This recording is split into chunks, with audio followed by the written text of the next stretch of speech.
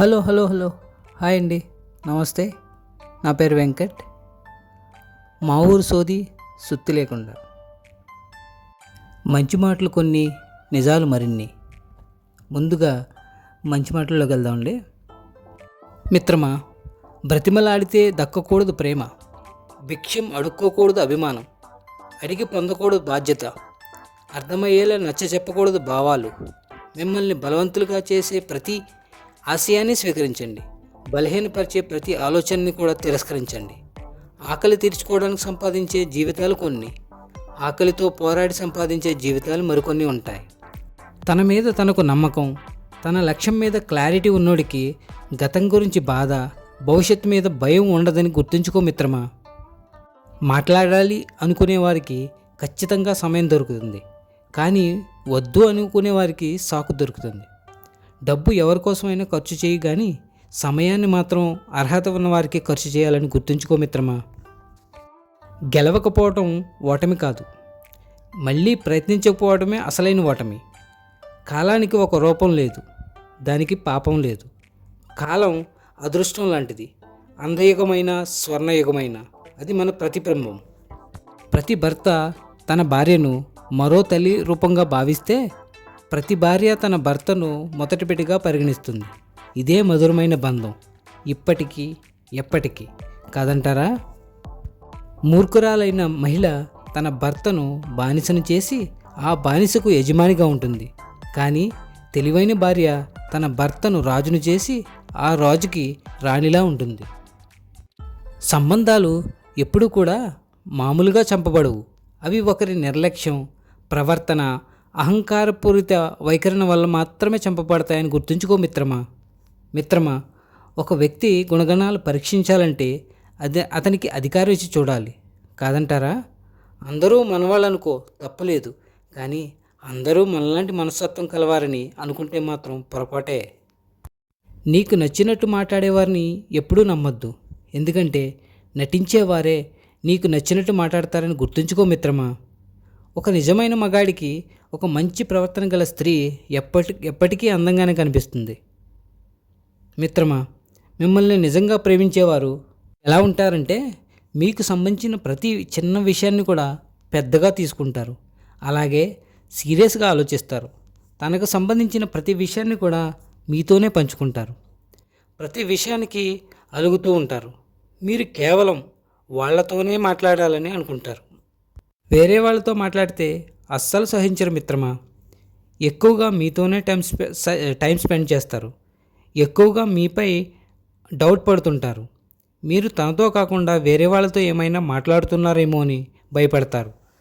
అప్పుడప్పుడు మీ ఫోన్ కూడా చూస్తుంటారు మిత్రమా, ఎందుకంటే మీరు దూరం అయితే వాళ్ళు తట్టుకోలేరు కాబట్టి. మీ మీద ఊరికే కోప్పడుతుంటారు, కానీ ఆ కోపం ఎక్కువసేపు ఉండదు. మళ్ళీ వాళ్ళే మీతో వచ్చి మాట్లాడతారు, వాళ్ళే పదే పదే మీకు సారీ చెప్తారు. ఇలా ఉండేవాళ్ళు మిమ్మల్ని ఎక్కువగా ప్రేమిస్తున్నారని అర్థం చేసుకో మిత్రమా. ఆడపిల్ల పెళ్లి కాక ముందర పుట్టింటి యువరాణి అంటారు, పెళ్ళయ్యాక మెట్టింటి మహారాణి అంటారు. కానీ ఏ ఆడపిల్ల అయినా కన్నవాళ్ళు ఉన్నంతవరకే ఏ మహారాణి స్థానమైనా. పెళ్ళైన తర్వాత పుట్టింట భర్త భార్యకిచ్చే గౌరవాన్ని బట్టే మెట్టినింట మహారాణి స్థానం అయినా ఇంకేదైనా సరే.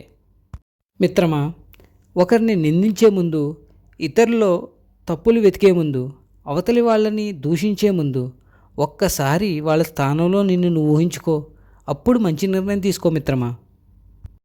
ఇంట్లో ఎంతమంది ఉన్నా, ఎంతమంది ప్రేమ పంచినా భర్త పంచే ప్రేమకు ఏదీ సాటి రాదు. ఏ భార్యకైనా తన భర్త సహకారం ఉంటే ఎంతటి కష్టాన్నైనా సులువుగా భరిస్తుంది. ఆడది సంతోషంగా బతకాలంటే ఆస్తులు అంతస్తులు అవసరం లేదు, భర్త అనేవాడు పక్కనుంటే చాలు. కష్టాల్లో సుఖాల్లో పాలు పంచుకుంటూ ఎలాంటి కష్టం వచ్చినా నేనున్నానని భరోసా ఇచ్చే భర్త పక్కనే ఉంటే ఆడదానికి ఇంకేమీ అక్కర్లేదు, జీవితాంతం సంతోషంగా గడిపేస్తుంది మిత్రమా.